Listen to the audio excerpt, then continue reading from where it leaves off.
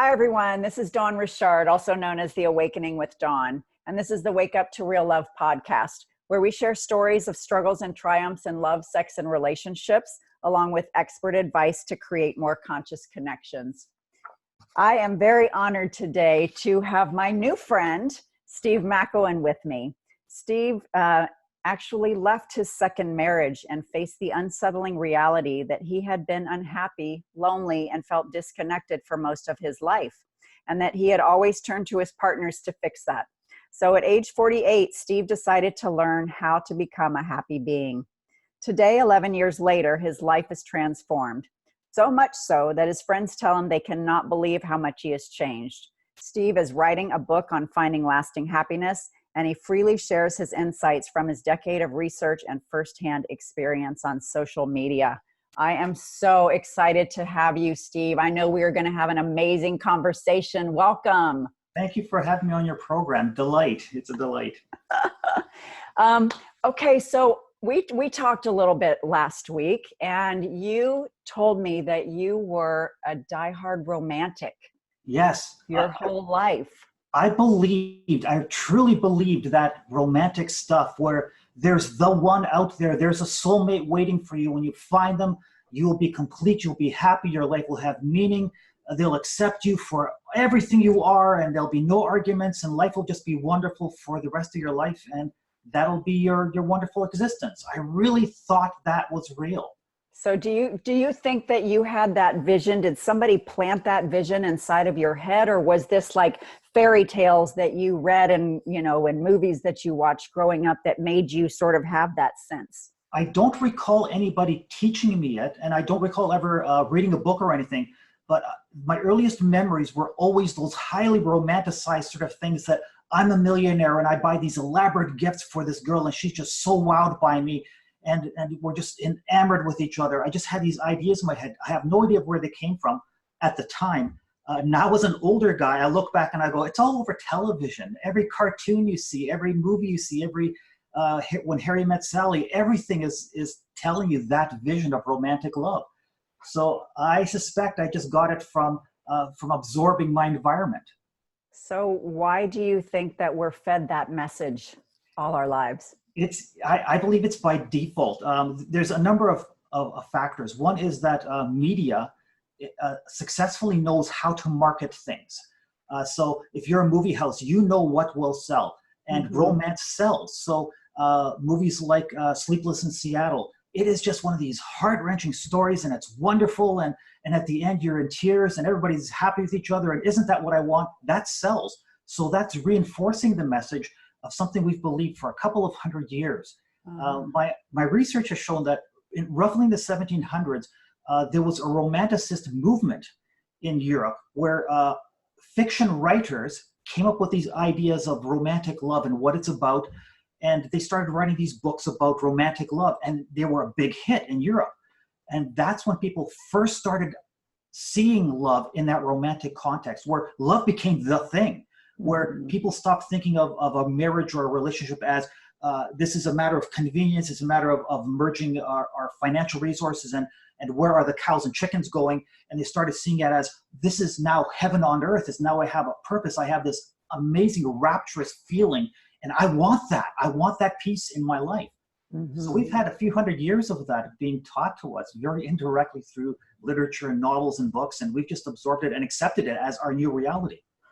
And so how do you feel like, because I don't think that anything is all good or all bad, right? There are like light and shadow aspects of each thing. So how has your romanticism both helped you in your life, and what challenges has it brought you? So I'll talk about the challenges. During one of my amazing experiences in life, I had a catastrophic leg injury. I was convalescing at my sister's place for months, and I overheard a conversation by a female psychiatrist, and all I heard was the audio, and she said, the most dysfunctional people in my practice are those who are most highly romantic, and my ears perked up. And she says, these people have a very skewed view of what relationship and love means. It's very unrealistic, and the relationships suffer because they don't have a realistic grasp of what love looks like and what a healthy relationship can be. So I listened to the entire program and I realized for the first time in my life at age 52, I've got codependent tendencies. I'm really needy. I'm emotionally needy, and this is not helping me. Uh-oh. So that was the negative stuff. On the positive side, and all of us have programming in our mind, myself inclusive. So I have not flipped a switch where I've been able to erase the romantic programming from my mind. Some of it is still there. The things that are still positive about it is that feeling of that belief that I could find somebody and feel really connected with them. Mm-hmm. That is a wonderful feeling, that I could feel really great in the presence of another. If you combine that with, I can be happy on my own and I don't need them to be happy. However, I can share my happiness with them and have an amazing connection. So now you're blending romance, going with this, having this idea, this beautiful, amazing connection with another being, combined with, if I'm healthy and secure in myself, and if I can bring something positive to the table, then we've got something.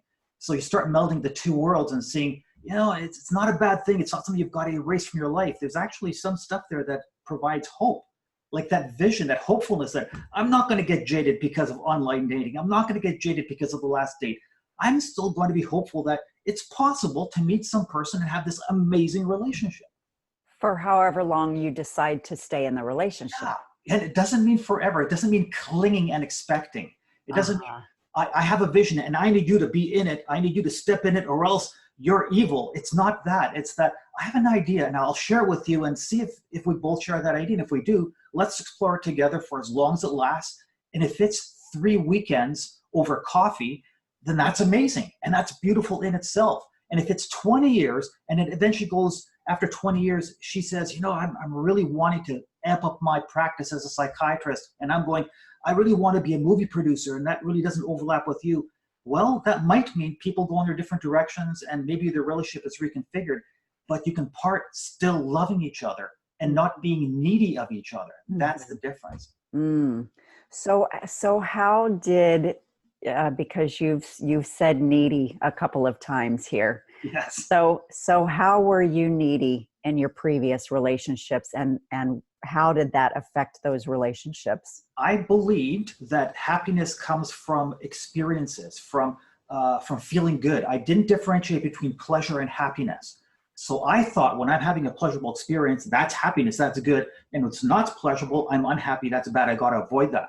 So I didn't realize until I was in my 30s, when I had this management test that analyzed my personality, that I had 2 characteristics in me that were working against me. One was that salesman kind of tactic of, here's what I believe in, and it's important you understand this. And when that doesn't work, I would avoid. And I had no idea I was doing this. So it's try to sell through aggression, and then, she's not listening to me. That sort of thing. I didn't have that communication. I didn't have the willingness to listen and accept the understanding that 2 people can be really different and not agree and still love each other and still care for each other and still not agree. I had no idea that's a possibility. Yeah, that was one thing that my parents taught me. And I've said this in a previous podcast before. It's like, some people think that when you're with somebody, you should agree about everything. And it's like, well, then we would be the same person, right? Yes. So my parents were big advocates of, we just agree to disagree. Yeah. We see things differently, and that doesn't mean that I love you any less. That doesn't mean that I'm right and you're wrong, or you're right and I'm wrong. It just means we're unique. And a really tangible example for your listeners is, I don't like any alcohol. I've just never acquired a taste for it. To me, every wine, every beer, it just tastes like booze. I don't like it. So I could say booze is terrible. I could say that. More accurately, it is, I don't like the flavor of alcohol. Someone else says, red wine, it's delicious. I love it. So who's right? Who are we going to argue saying, well, who's right? Well, the answer is, it's not that the wine tastes bad or good. It's one person enjoys it, the other doesn't. That's the real truth, the deeper truth. So same thing happens in relationships. It's not this should be this way or this is good, this is bad. It's I feel comfortable with this. I desire this. And you might not. That's different than this is good or bad. So when you were in your previous relationships, and you've been married twice, is that right? I was legally married once. I was cohabitating, living common law the second time. So I've actually had a number of long-term relationships. I'm what I call well recycled or previously enjoyed. So, yes, I was married. I've lived common law. I've been in an open relationship. I've tasted a variety of different configurations. And Uh-huh. the secret I can reveal to your listeners is every time that something went wrong, it wasn't the relationship. It wasn't because I've committed to monogamy here, or because it's open, or because this is common law, or because this is married. It was always this guy, this Steve character, had deeply rooted problems that he wasn't even aware of and was not tending to, and he was bringing this with him into every single relationship. And that's not relationship guy with gal, it's work relationships, friend relationships, all of that. I was always bringing that with me. It was always inner stuff that was hurting my relationships and making me miserable. And I had no clue about this until well later in life. So can you tell us a little bit about what kind of stuff you're referring to? Yeah. So me specifically, I was a person, I didn't know this until later, is I had a feeling of not being loved. So to me, that was a big deal. And I associated love with lots of attention and focus on me, Mm-hmm. and with a woman physically desiring me. So if some pretty woman was nice to me, I would read big significance into that. I would think, oh, there's a big deal going on, as opposed to it's just some woman being nice to you. That's where my mind would jump. So I had these feelings of insecurity, low self-worth, not really thinking that well of myself, and not aware of this, wanting someone to pay attention to me and adore me and absolutely accept me for who I am. And any psychiatrist who's listening to this would say, you realize that that's how an infant relates to a mother, is that the infant doesn't have a sophisticated mind. The infant needs that unconditional acceptance from the mother in order to survive. That's a survival thing. So as that infant mind grows, that imprinted pattern continues to persist. So that infant becomes a 20-year-old that still needs someone to accept me unconditionally and love me and agree with me and not argue with me and always be into me. Whatever I'm into, she's okay with that. Whatever I'm not into, she just accepts that. And there's never any difference between her and me. That's a really infantile, and I don't mean that derogatorily, it's an infantile way of relating. And I had that in me for decades, not knowing it. Do you feel like your parents unconditionally loved and accepted you? I don't. I You believe they don't? did the best they could. I Uh-huh. believe there was a lot of judgment, a lot of expectations, and that's fairly common. Is most people don't practice unconditional love. We're not very good at that as humans. What we typically do is conditional fondness. Is that if you give me what I want, I'll be fond of you and I'll be nice to you and I'll treat you well, but only as long as I get what I want out of you. And we don't realize this, but that's the way humans typically are towards other humans. Is we're not good at, I will love you and I'll care for you. And that doesn't mean being a doormat, but no matter what happens, I'll still love you. And you see this sort of thing happen with typically between a mother and a child. For example, if a mother discovers that her 15-year-old son stole the car and he's now in police custody and she sees him behind bars, she might say to him, you know, no matter what happens, I will always love you. I'll always be here for you. I will always care for you. Even though I don't like where you are right now and what you did, you're unable to change the love I have for you. And so what ways do you feel like your parents were not accepting of you? Well, my dad was from Ukraine, so that's Eastern Europe. So I didn't know this until years later, is that his greatest wish when he came to Canada was to give his kids what he valued most, his religion, his social values, his culture. That's what he wanted, is to give that to his kids. Uh-huh. So I was born in Canada, first generation Canadian, and more than anything, I just wanted to be an average Canadian kid. I just wanted to blend in and be accepted. So I didn't want all this traditional stuff, the church, the Ukrainian school. I just wanted to be an ordinary Canadian kid. There's that conflict. And my mother, she was a fearful person, trying to get along with dad, trying to not have discord going on. So I saw that as she's not standing up for me and taking it personally, that she's doing this for me, as opposed to she's just fearing for herself, trying to fend for herself. She's not abandoning her kids. She's just trying to survive as best she can. So as a youngster, I just interpreted this very personally, like dad doesn't care about me. He wants me to be a mold of him. Mom isn't protecting me. I just took that personally.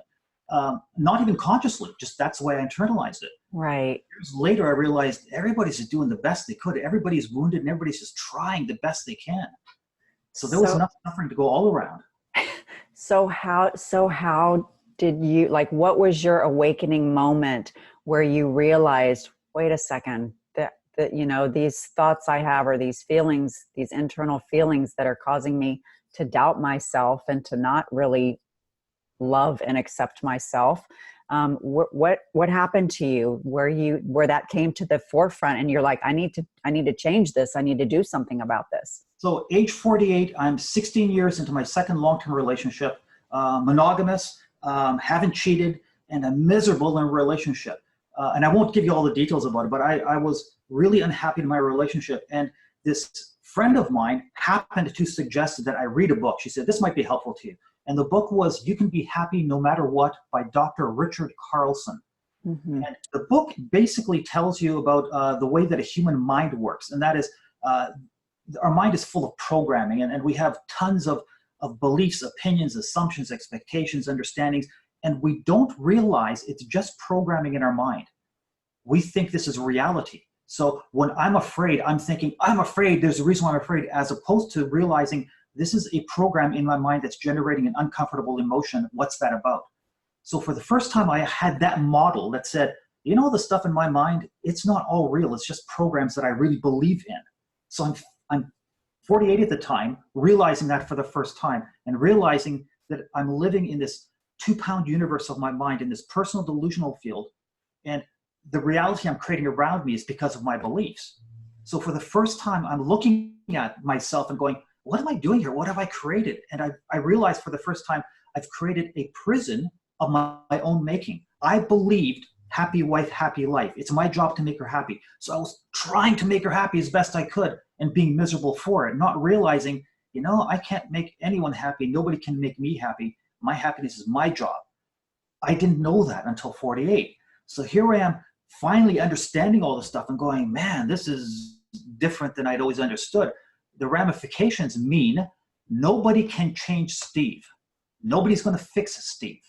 I've got to get in the driver's seat and I've got to figure it out. So I can't just pick up some book or DVD and say, just do this and you're done. No, everybody's different. Everybody has a different baseline of what their beliefs are, what their assumptions are. So they'll have a different formula or a different path that will help them and work best for them. So at age 48, in this big reckoning, I'm realizing for the first time, if I want to stop suffering, if I want to have a better life, I've got to figure this out. So my two big recollections were when I asked myself, what is it you want? Okay, if I had to summarize it, I want more love in my life. I want more peace in my life because I'm always in arguments. I'm always in discord with my wife. So I want more peace and I want love. And I had to figure out what that meant. What does more love mean? So I had to research it. I started reading books and looking up different material and researching different philosophers, Wayne Dyer, Byron Katie,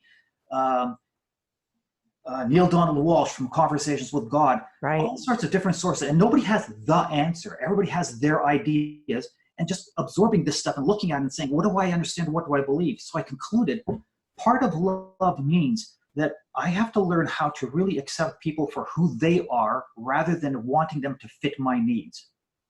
That's huge. That's huge, because I think everything that you're talking about, you know, when we're in relationship with other people, if things aren't going right, we tend to point the finger, right? Yes. Why are you doing X, Y, Z, or why aren't you doing A, B, C? And it really, I mean, yes, of course, they do have their own issues, but we have our own issues. And so how do we navigate changing the focus from the blame, the criticism, the judgment to acceptance and what's going on inside of me that is being part of this co-creation? Yes. So how did you do that with yourself? So I started by this whole journey about love, and this will sound very hippie and woo-woo to some of your listeners, but that's okay. I love hippie and woo-woo. So I'm a hard science guy, and I really had to come to terms with this and really embrace the facts behind love. Some of the factors about how can I become a more loving person were things such as being less judgmental of others. And I can't do that unless I become less judgmental of myself. It starts with me, meaning if I'm critical of myself, believing, well, a real man is like this, or if I want to be cool, I have to be like this, or if I want to be lovable, I have to be like this. If I'm believing all these things, then I will be criticizing myself for not measuring up to all these arbitrary things. That's the first criticism. And criticism is non-acceptance. So that means that I'm not really accepting and embracing myself. I'm really disliking myself on some level. I'm harshly critical of myself on some level. And I'm not loving myself, and I'm externalizing this because I'm not getting someone else to give me what I don't have. I don't love myself, so I want someone else to love me. And I'm not accepting myself, so I want someone else to unconditionally accept me. That's the first step in realizing that I'm really creating my own mess. And the better we get at healing that internal stuff, gradually our external stuff gets better. And an example of that is when I first really become better, not completely healed, but just better at being okay with who I am, I can meet a different person, someone else who thinks differently than me, and not be jumping to, wow, she's really woo-woo, or she's really a nutcase, but just thinking, well, she believes in crystals and I don't. Okay, that's a difference. That's all. And it appears to work for her. Okay, maybe there's something to it that I don't understand, as opposed to that's wrong, it doesn't work. Mm-hmm. And there's 1,000 ways of it could work, and I just can't wrap my head around it. Well, and different things speak to different people, right? Yes. I don't know if you're familiar with Louise Hay. I love Louise Hay. I actually just had a huge conversation with somebody about Louise Hay. She's awesome. I once saw a presentation by her, and she got up on the stage and said, you're going to see 12 people on stage today, and you're going to resonate with some of them, and others you're going to think are absolute bunk. Well, I want you to know that everyone is delivering the same message. They're just using different words and different ideas in their mind to express that. Listen to it with those words, and you will realize that the guy who's talking about scientific research is still telling you the same thing about vibration that this other person is talking about. They're just using different words, but they're talking about the same thing. So don't let that get in the way of receiving the message of the next 12 people that will be on stage. So how do you open yourself up to these different messages? Because all of these things that you're talking about were messages that you were giving to yourself. Yes. So right. So how do you make that shift? Is the first thing I did, and there's 1,000 ways to do this. For me, it was understanding that my brain, my mind, causes me to believe or disbelieve. We all have confirmation bias, and that is the propensity to believe whatever is consistent with your current way of thinking. And we'll always find evidence that supports that evidence, and anecdotal evidence that says, there's an example of what is true. And it really means there's an example of what I believe and I embrace it. Same thing with disbelief. So once we understand that, then we can say, okay, it's just my mind that disbelieves. It's not necessarily untrue. It's just my mind disbelieves it. And a step further is then to ask yourself, if this was true, just for argument's purposes, if this was true, how would that be possible? How would it be possible that this thing actually works? So I'll give you an example. I don't believe in crystals. I don't know if they work or not. I don't believe in them. However, what I do know is that the placebo effect is real. Science has proven that whatever is in a person's mind, it affects their reality, even to the point of taking a placebo puffer and getting instant relief from a life-threatening asthma attack. Mm-hmm. It's inert. It has nothing medicinal in it, but yet the person is getting instant relief from a life-threatening asthma attack. What's going on? Obviously, something in the mind, the power of the mind, is influencing their physicality. So is everything a placebo? It might be. The answer is yes and no, right? So it might be, but it's not bad. So with respect to crystals, is that for me, I might go to do that crystal stuff and it doesn't work for me, but for someone else who believes in it, it could be unlocking powers within their mind, higher self, or whatever you might call it, that is actually changing their life. So do you think that maybe even for yourself, if you just changed your beliefs about it? Yes. I have noticed for myself. Yeah. Can you talk about that? Yeah. I used to believe that that's not true according to science. And a wonderful woman in my life pointed out to me, so Steve, you're aware of every single scientific research that ever has existed. And I went, no.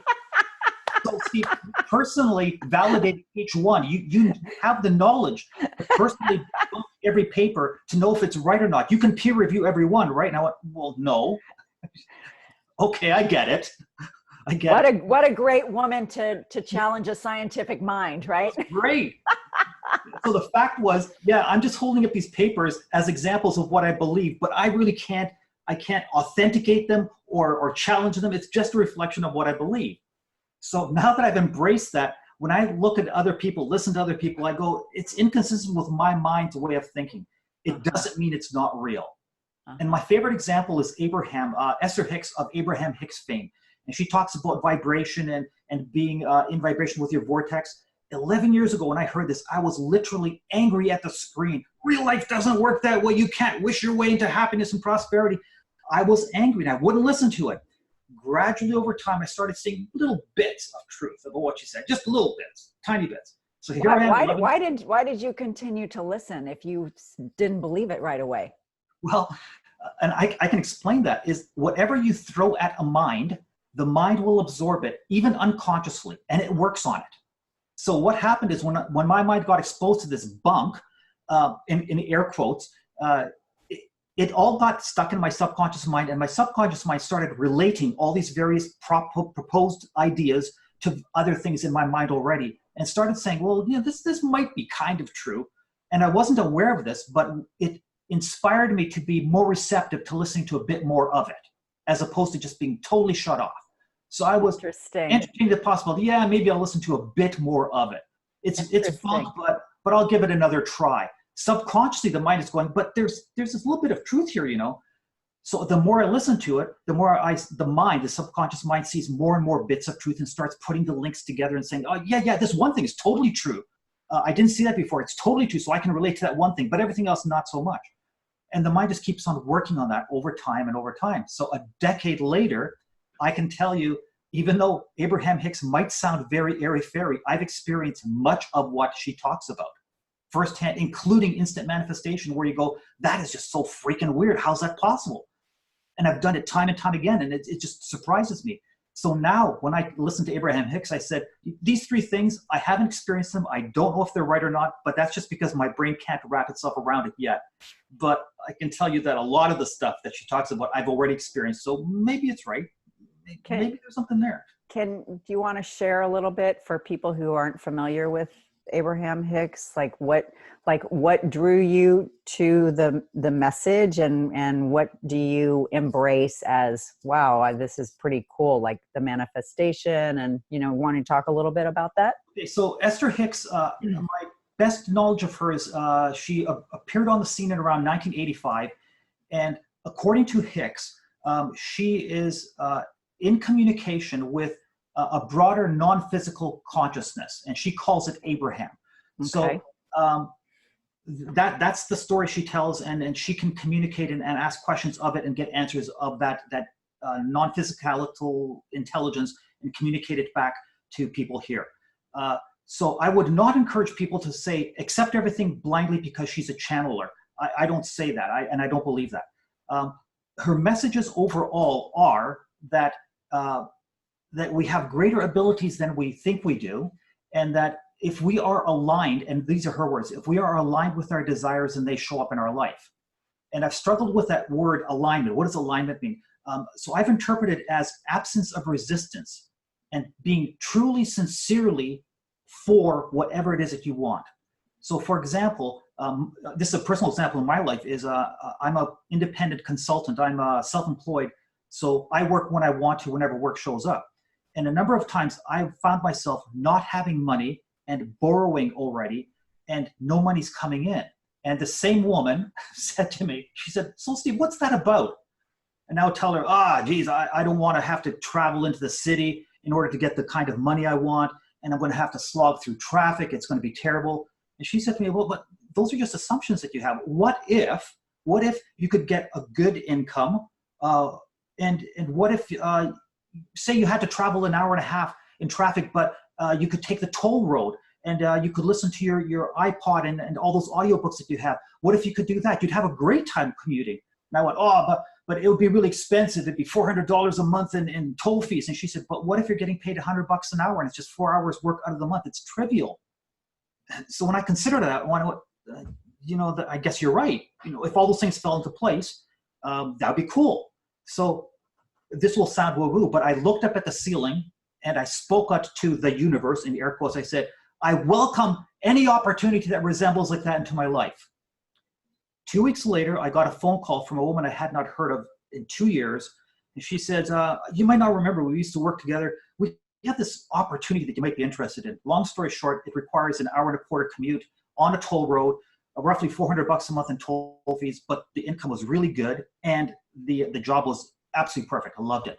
So it was an ideal that I was not welcoming because I had assumed I'm going to hate the traffic. I'm going to hate the commute. I'm not going to want to travel. The money might not be good. I just assumed all these things, and that was creating my resistance. And you can call it subconsciously choosing to not follow up, or this is the woo-woo part, is that we might be emanating something in some way to the broader universe, to the world at large. And other people might be picking up on that on a subconscious level, because I don't know whether it's coincidence or what it is, but within about 2 weeks, I get this phone call out of the blue without me even phoning up or making a resume or anything. I just get this phone call. And that's happened several times where this woman said to me, Steve, what if this scenario happened? What if you got a little less money, but you could work from home? Will you be okay with that? Actually, that'd be great. I'm not kidding you. 2 weeks later, I get a phone call from an ex-person I've been working with, and they can't offer me my regular money. They're offering me a little bit less, but hey, I can work from home. I can make up my own hours. And it's the ideal job. It's when I reduced my resistance, when I finally said, there's nothing in me stopping this. There's nothing in me that's holding back. I truly desire it and welcome it. That's when it started happening. Do you think it's because our mind is so limited in what's possible? Oh, absolutely. We can't, like, I feel like, this world is this huge, like huge pieces of a puzzle. Yeah. And we can only see, what's right in front of us. We can't see all the corner pieces and all the edge pieces that are out there that are possible. And yes. So how do you accept, because it really is this openness, this acceptance of, I don't have all the answers. And so maybe something out there knows better than me, or, to bring me the things that I'm really desiring, that I don't know how to create them, because it's a matter of, I think a lot of times we want to do, we're like so busy trying to effort. Yeah. And I know that's one of the things that Abraham talks about. It's like, stop trying to paddle upstream. When it's hard, when it's not working, that means you're not going in the right direction. Yeah. So how do you surrender to that flow and that ease? So I have a very logical mind, and in some ways it's great. In some ways it's one of my worst enemies. So I try to use my logical mind in order to work on my logical mind. So I try to adopt some logical fact-based understanding that helps me understand the limits of my fact-based mind. Okay. So for example, I do not encourage the belief everything is possible. I don't encourage that. Okay. For example, I likely cannot sprout wings out of my back and fly out my balcony window right now. No matter how much somebody says. Maybe tomorrow or the next week. So my mind can't embrace that. However, something well short of that is, I can't tell you, Dawn, the limits of your mind. However, I am certain the limits of your mind are far bigger than you believe they are. So our mind has assumptions, it has beliefs, how the world works, how the next date will evolve, what my partner will say when I ask this. We have assumptions, we have beliefs, and we think we really believe they're true, but we don't know. We really don't know until we test these things. So the way to test these things is to step out of our comfort zone, is to actually try something. And it might not work the first time. Uh-huh. My favorite example is imagine a guy walking up to a woman wanting a date, and he says to her, if you're not doing anything like next Thursday, like maybe like if you'd like to, if you don't mind, like we could maybe go like do something and like hang out or something. Imagine that scenario. And imagine this woman's reaction. What would it be? Likely, it would be, I don't feel inspired to go there. And he is thinking, see, women want hot guys. They want guys who are ripped, and I'm not, so that's why she's not interested in me. What he doesn't realize is the limits of his own mind are that he's got lack of self-esteem. He's got low self-confidence. He's not feeling good about himself. That's projecting all sorts of other things on his external world. It's influencing his beliefs. That someone can't accept me unless I'm cool. Well, hang on. If you can't accept yourself, if you're not in love with yourself, how can anybody be interested in you unless it's pity? That's his world. That's the world he lives in. Until he can expand it and go, it's possible that if I just worked on me rather than trying to get some woman to make me happy, if I just started working on me about feeling better about myself, maybe my relationship might get better. Maybe. Let me give that a try. So let me ask you, how does somebody come to accept themselves? It's a challenge. I think some people go through their whole life and don't do that. Yes. What I did, and there are many ways to do this, so I can speak most easily to my path, is I decided for the time being, I am going to not seek a partner to make me happy. I'm going to not seek that, even though I desperately want a woman in my life, even though I really want that. Just for the time being, I'll put that aside and I'm going to work on the inner me. So I'm going to try to figure out, how can I be more happy? How can I be more well in myself on a day-to-day basis, and really work on that? And that was my journey. It was my trek of really figuring that stuff out. And much of it was that book, You Can Be Happy No Matter What. It was part of it, where it explains that we have all sorts of beliefs about ourselves, such as what should a man be like? What should a woman be like? What is appealing to the opposite sex? We believe that, as opposed to realizing, hang on, you can't even make that statement, what's appealing to women, because there's about 3.5 billion of them on the planet. They're all unique. They're all unique. So if men thought they were confused before, now they really know they're confused. But the thing is, there isn't one answer. So the belief I have thoroughly embraced is work on my inner stuff, learn how to become a loving person. And loving means I can connect with somebody. I can talk with somebody on the phone and say, man, isn't he adorable? I love that guy to bits. He's just so awesome. I want to see him again. He's just great. Doesn't mean I want to have sex with him. Doesn't mean I want to move in with him. It just means I have a deep appreciation for this person. And because we don't live together, I don't have needs of him, such as, oh, you got to clean up the peanut butter after you make a sandwich, or I need you to be tidy. I need you to wake up at a certain time because it interrupts my sleep. I can have that amazing freeness with him or her. So because I don't have all those needs and expectations of ownership, co-ownership, you fit into this role, we live together, and all those other peripheral things, it becomes a lot easier to love somebody. So I started working on that, practicing those loving relationships. And that means form relationships with people without the need or the intention of, we're going to become a pair bond, we're going to date. It's just learn to appreciate. Go to social circles and learn how to socialize and appreciate somebody.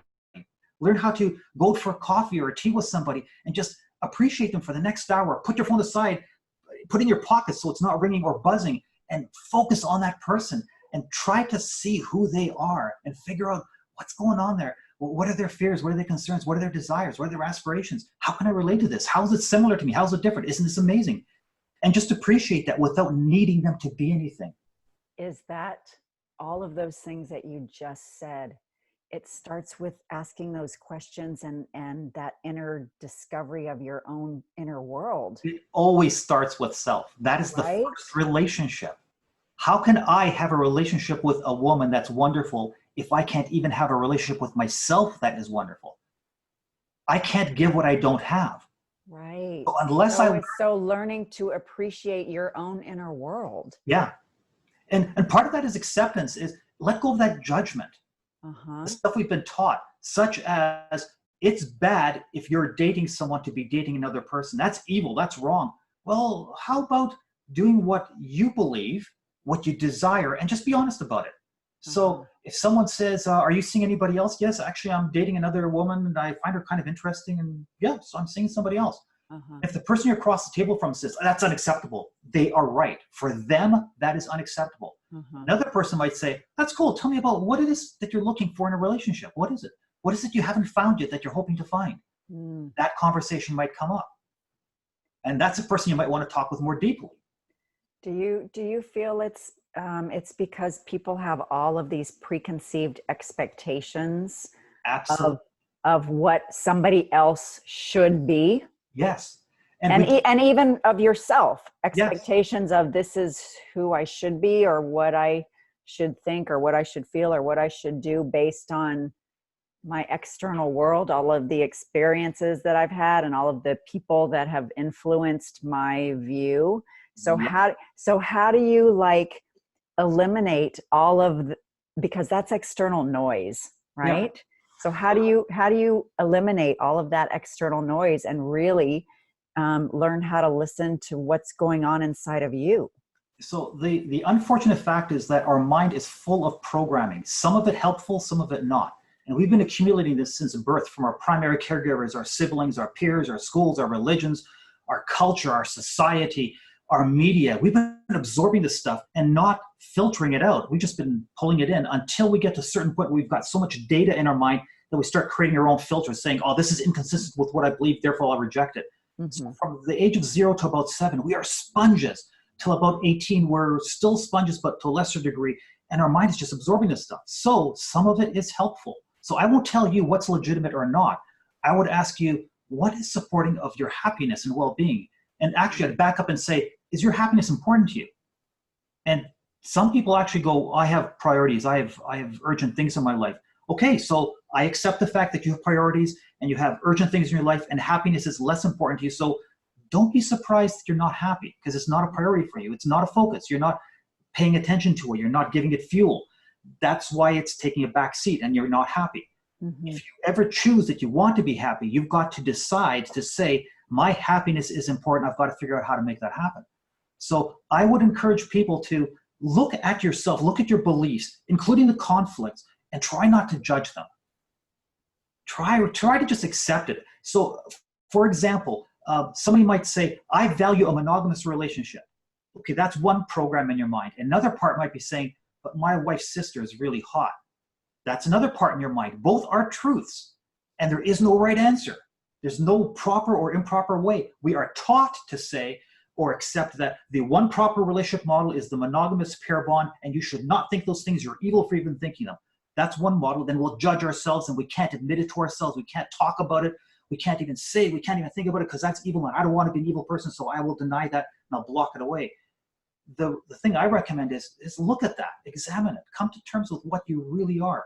And there are programs that desire things that are in conflict. I want safety, I want security, and yet I want adventure, and I want intrigue. How do you get that out of one person? Yes, well, it might be difficult. I want to feel close and connected, and yet Yes. I now want freedom. Yes. So how do you manage those paradoxes in your life? And there is no single answer. The thing is that you truly do co-create your reality, and that is if you can come to terms and accept who you are, and talk at least within yourself that this kinky thing, I kind of like that idea.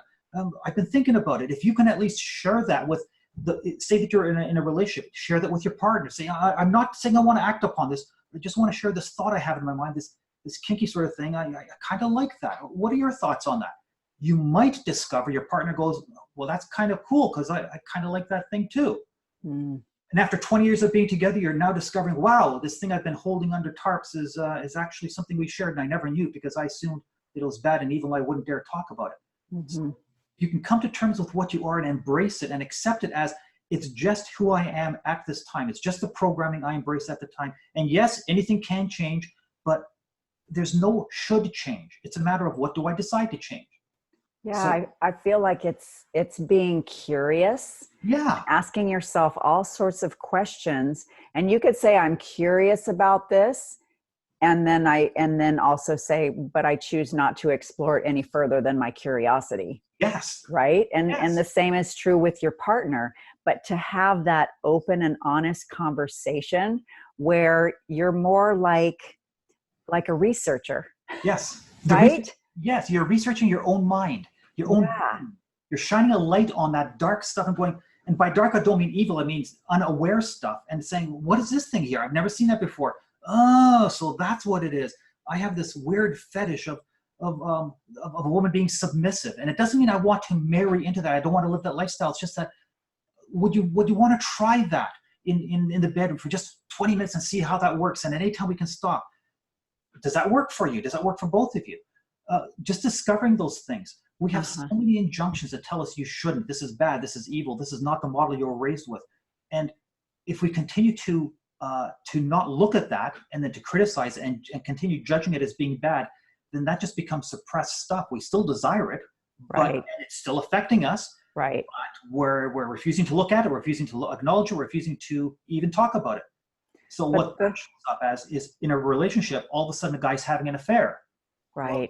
Well, been wanting this. He's been thinking about this for 50 years, but he can't talk about it. He can't relate to it with his wife because, well, she might leave.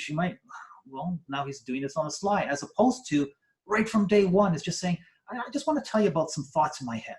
Mm-hmm. Not that I'm going to act upon them, but these thoughts are in my head. And what do you think about this? And the funny thing is, the closer you get with somebody in a relationship, the more synergy happens. The more unexpected stuff happens. The more stuff that you think was a limit on them might show up as, wow, I never knew that that existed in you. I never knew about that. Wow. Uh-huh. You end up being surprised with your own partner, and delightfully surprised, going, I didn't know you were like that. This is really cool. Maybe we need to go away on a weekend to a hotel for a while and just have a date and just like have a decadent day and just dinners and walking out on the beach together and explore this thing we were talking about. That's all a possibility, but you'll never know unless you're dare to share it. And to share it, you've got to be okay within yourself to say, yes, I own this. It's part of what's part of me at this moment, and I just want to let you know about it. Yeah, and I think, I mean, that's part of the conscious connection, that I'm talking about, because I feel like so many times in our lives we hide different aspects of ourself. Yeah. That we feel like, we judge or criticize or blame or shame, things in ourselves and things in each other, as opposed to just approaching them like, I'm just exploring this. What's going on? How am I feeling? What's it reminding me of? Where do I want it to go? Or, what do you think about it? So that instead of it being like this, this like wall between you and a potential partner, that it's actually a beautiful opening to have deeper conversation and establish deeper understanding of the other person as well as of yourself. Yes. Now, something that your listeners are probably acutely aware of is if you've been with somebody for a number of years, it's really hard to step from where you used to be with these walls and these barriers to, let's be totally open. That's a difficult, scary proposition, because within us is the fear of, what if I'm not accepted? What if I'm right?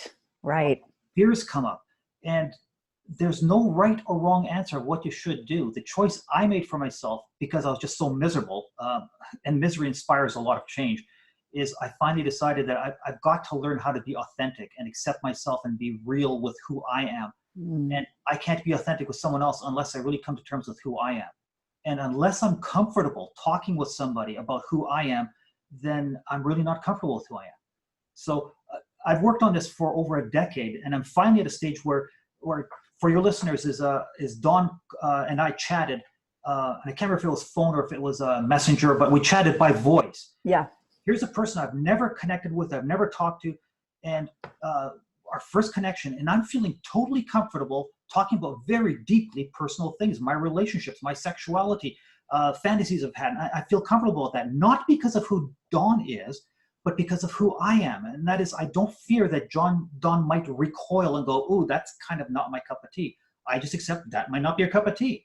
But I feel good enough about me to be able to talk about what I'm about. But I would also recommend to listeners, don't try to jump from 0 to 100 in one step. Right. So baby steps. So if you've been with your partner for 15, 20 years and you want a more open relationship, start off by talking about your desire for a more open relationship. Consider sitting down and saying, I saw a program that's inspiring me to look deeper into myself and really come to terms with who I am.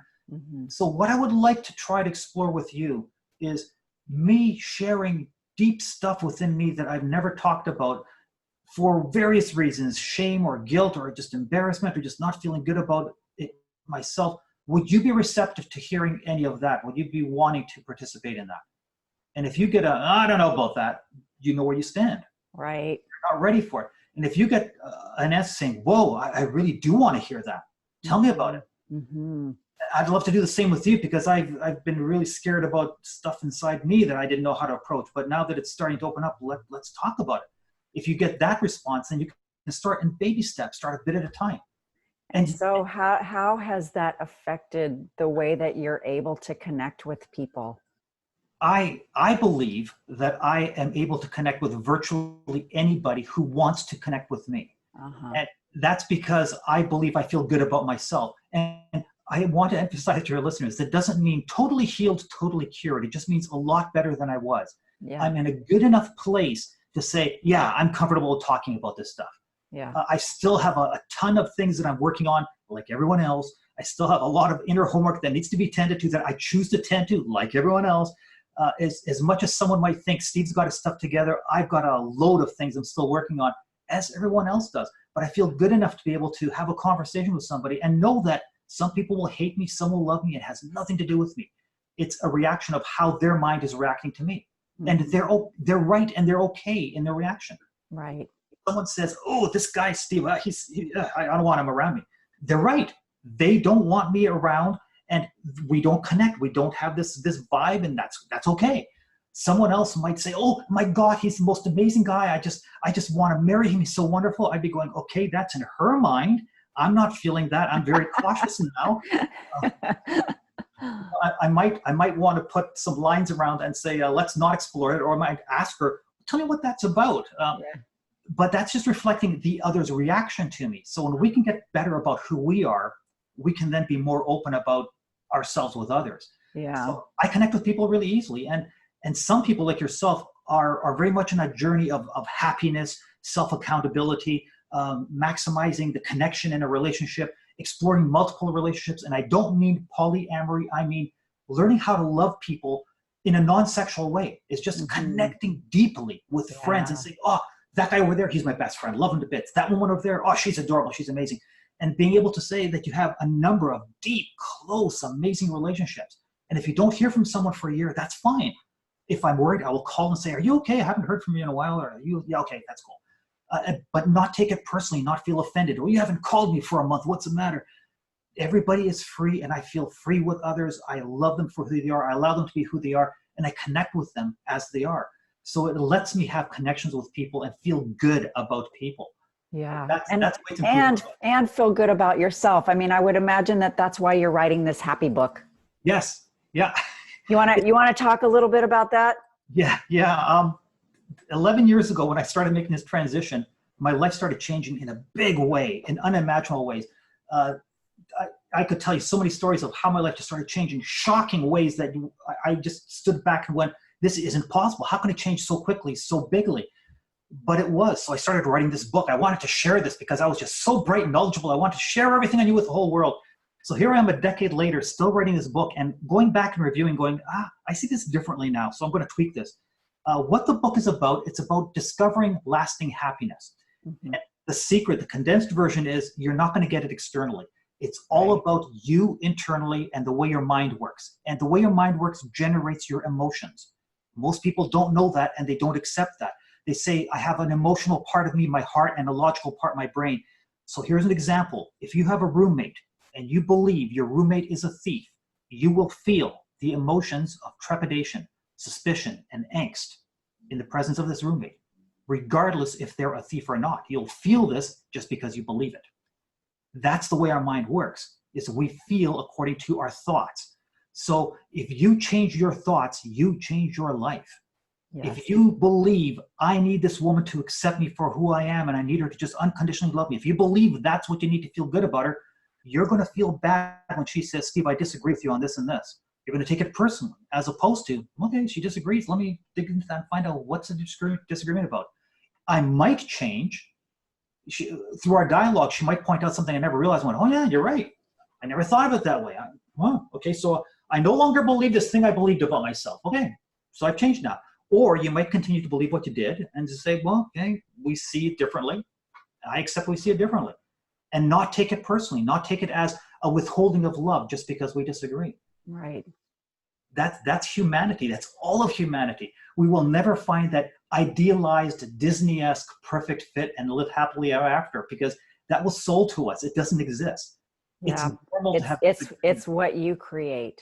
It's what you help co-create. And as you said, co-create, right? Is I have my part, she, they, he, they have their part, and together we make a recipe of those ingredients, and it's a unique recipe that's that relationship between those people, and it's co-created. Yeah. My assumptions that I have on you are going to influence my relationship with you. Right. Whether they're true or not, they will influence it. Right.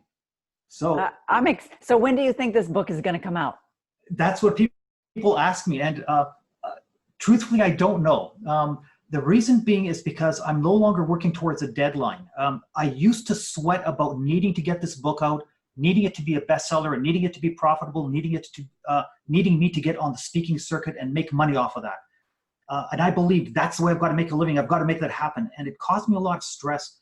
And it showed up in my writing until this same female friend said to me, you know, Steve, do what you love doing. You like this stuff. Go ahead, keep on researching it. Do that. You like sharing this information. Do that freely. Just share with anybody you want. Do it on Facebook. Go into forums and talk with people. Just share that freely and let money come into you whatever way it wants. Just let your income come from a variety of sources. It doesn't have to be this way. So of course she was right. So I do write a lot. I speak with people a lot. I love talking about this stuff, and I'm in no rush to get my book out. So my guess would be a year or two. I don't know. But if you follow my Facebook page, when it comes out, I'll announce it to the world and say it's out. You can find it here. But in the meantime, you can find a lot of the free stuff on my Facebook page, where I just write. I share about these thoughts. Something will inspire me to talk about a theme, and I will really do my soul searching about this and discover, like, what is it I've learned about this? Here's what I thought. Here's what I believe.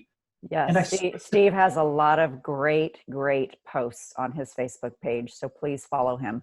You want to spell your last name for everybody? So on my Facebook page is Steve Makohin, Makohin. I'm the only guy on Facebook. It's not a commercial page. It's just my personal page.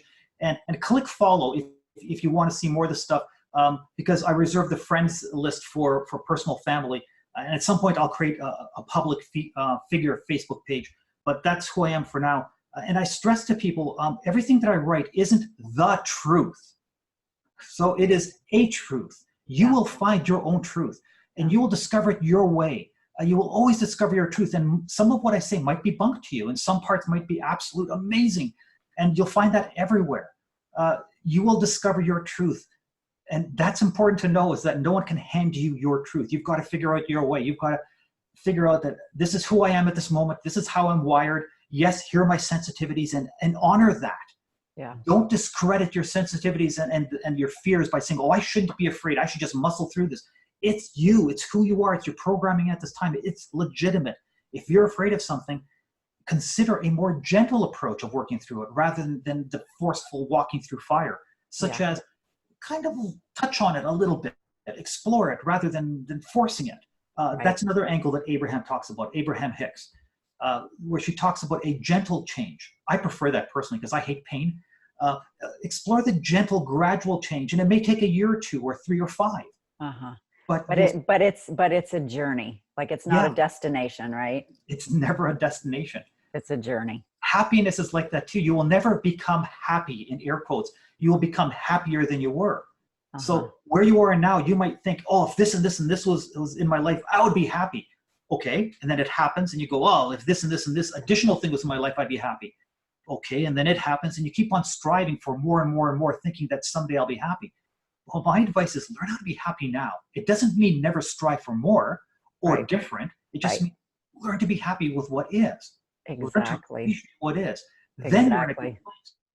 It's like you have to just embody happiness. It doesn't matter what's going on around you. It's like, I know that a bunch of crap's going on around me, but I still feel a sense of happiness. And it's not like, oh my God, I'm so happy, but just like this sense of contentment and I'm okay and all's right in the world, even though, a bunch of stuff is going on, it doesn't matter. It's that internal peace and acceptance and really just embracing who you are. Yeah. Right? This is who I am today. It'll be an interesting discovery to see who I become tomorrow. Yes.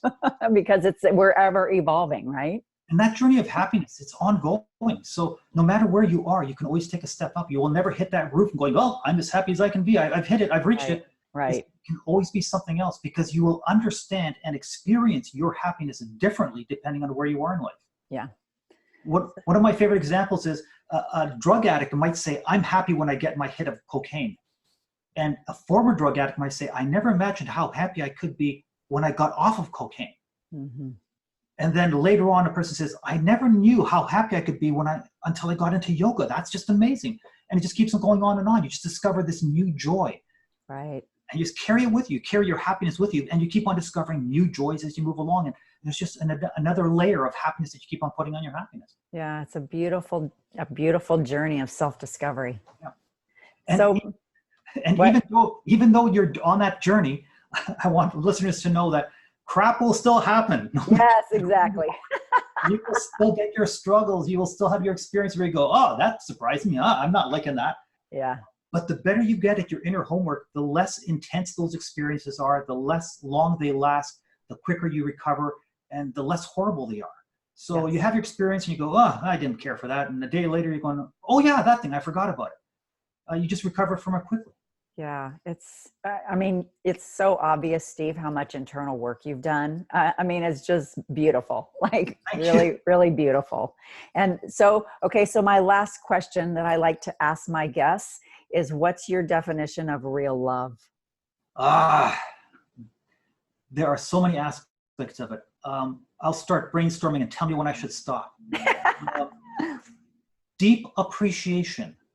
And this is deep love is for self and another. So I'm talking about both myself and another. So if I was looking at a man or a woman, deep appreciation, acceptance for who they are, not needing them to be something, freedom, allowing them, freeing them, allowing them to be who they are and not needing it to be something else, caring about them. And that doesn't mean having to fix them or tend to them, but caring for their happiness and their well-being, that they matter to me, that I would invest myself in them in some way. And that is, someone calls me and says, I need to talk with you. Love for that person is, yeah, I had another appointment that's not that important. I'm going to put that aside and let's talk what's going on. I'd say that's a good start, is the appreciation, the non-neediness, the not hoping that you'll fix gaps within me, letting you be who you are and appreciating that. And if anyone has seen the movie Avatar, there's a line in there where they say, I see you. It doesn't mean literally, I see you with my eyes. It means I'm seeing into you, your being. I understand who you are and I see that and I accept it. That's beautiful. So I would say that to me is real love. That's beautiful. That's really, really beautiful. I see you, Steve Makohin. I see you. Thank you so much for being here. You have just lit up my world. My pleasure speaking with you.